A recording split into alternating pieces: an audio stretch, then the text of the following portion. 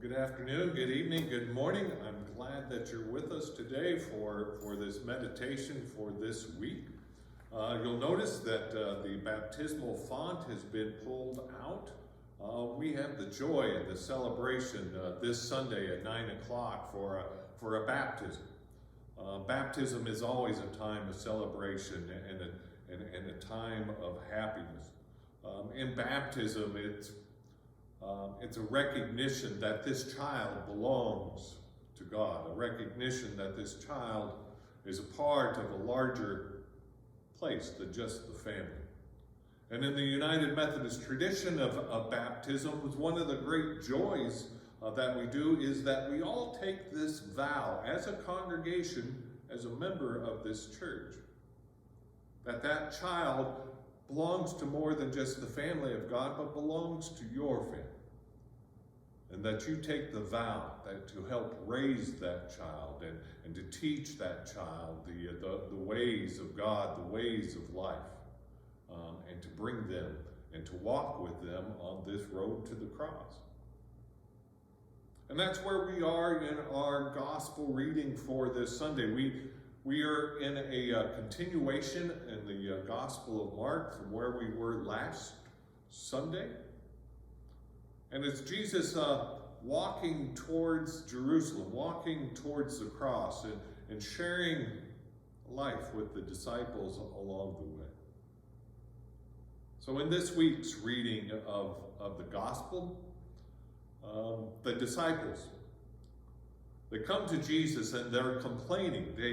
They come to Jesus and say, there's this man outside who is healing people in your name, but he is not one of us. Should we get rid of him?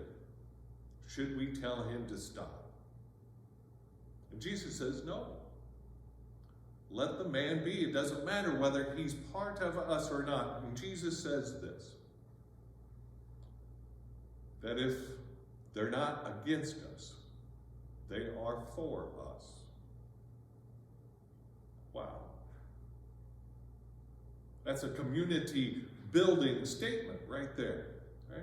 It differs from our society right now. We'd much rather say if you're not with us, you're against us. But Jesus says, if you're not against us, you're with us.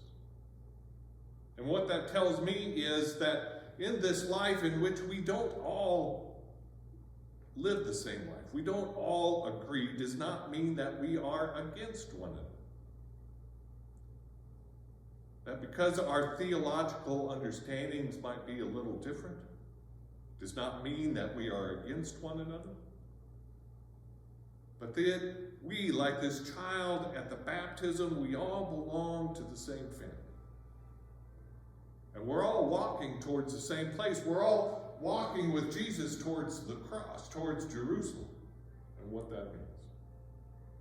And as I point up here, you'll see that we have a new draping, and we'll just try and give you a short understanding. It's related to this text. You'll see over here in this corner, the different colors of the fabrics are separated. They're not together. That they hang separate on different hooks even. But though they are not against one another, they are with one another. But as the cloth moves its way towards the cross,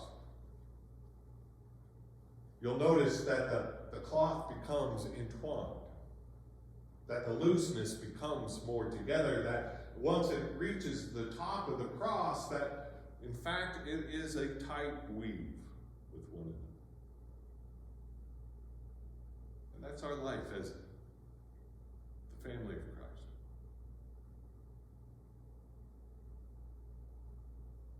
That at times we're loosely held together.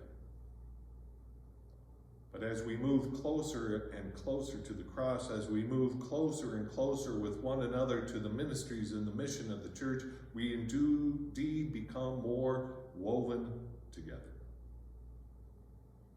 And those differences matter not so much in you.